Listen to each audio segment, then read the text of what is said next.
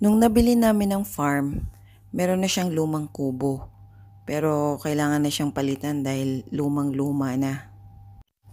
The actual plan was to change it with yung bahay kubo na kawayan din. Kasi marami yun dito sa Pampanga. Parang yung bahay kubo ng kapitbahay, oh.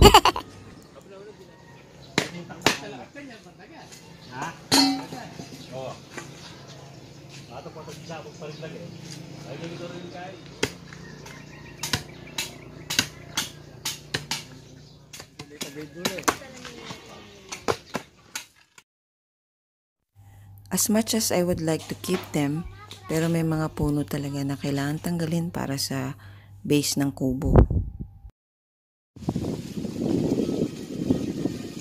Hangin! Oh, may sumisigaw. Hanggang sa napagdesisyonan namin na gawin na lang itong semento kasi mas sustainable siya, mas matibay, at less gastos. Kasi pang matagalan.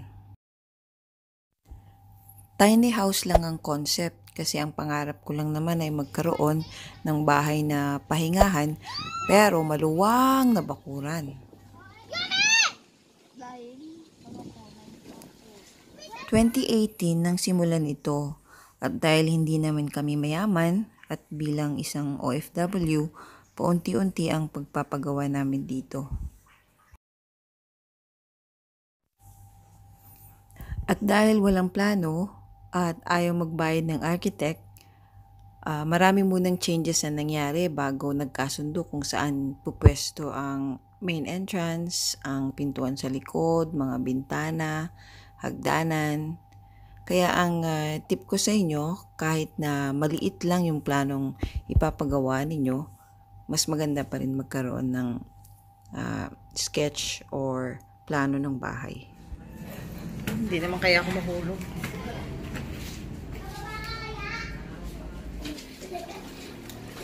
Ha? Pag mataas? Oo, pag nandito ka sa labas at kaganyan ka. Hello! Oo, parang...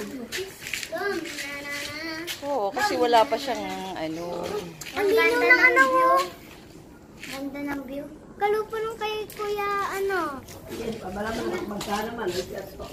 Nakarik yung asin. Hawakan. Ang hindi dapat at yun yung kaya niya sabga.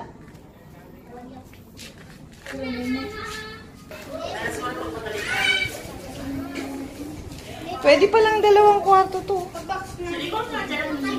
Isang kwarto, tapos ito. Sala.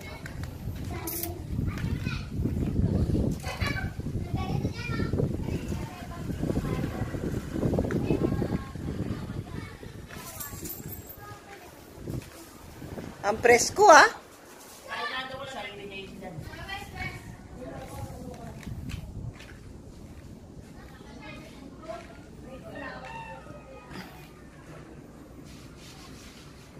Ito ang CR.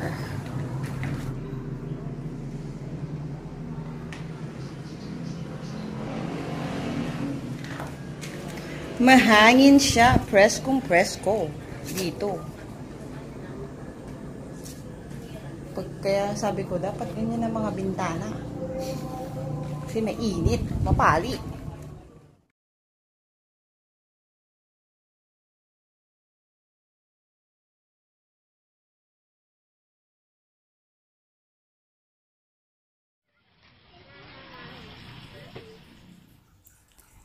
Shout out nga pala sa aming Ima Angelina Lulu na siyang naging broker ng lupa and kay Tatang Roberto Lulu na foreman ng bahay. Yan o. Manong akit El Karen. Natipag niya yung nilaya Sipag na yung malika hindi niya buding alam patan sa napali. At ayan, lumaki na ang mga anak ko, hindi pa tapos ang bahay. Nalawa mati space na.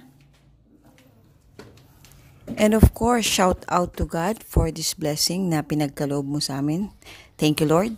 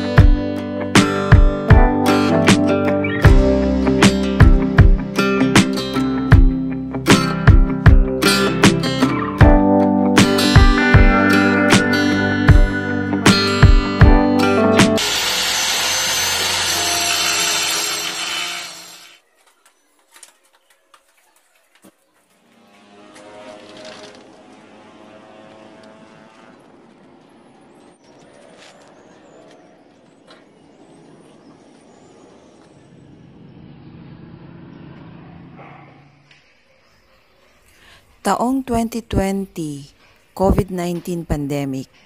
Ito ang reason o isang reason kung bakit namin naisipang lumipat at permanently nang tumira dito sa farm kahit hindi pa tapos ang bahay.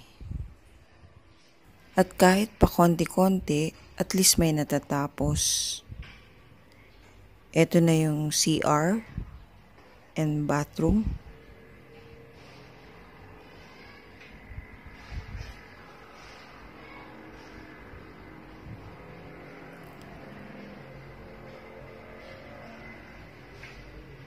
And then,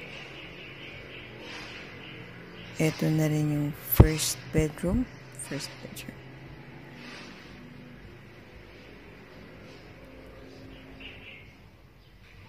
Second bedroom. Kalain mo yan, naging 2 bedroom. Thank you Lord talaga.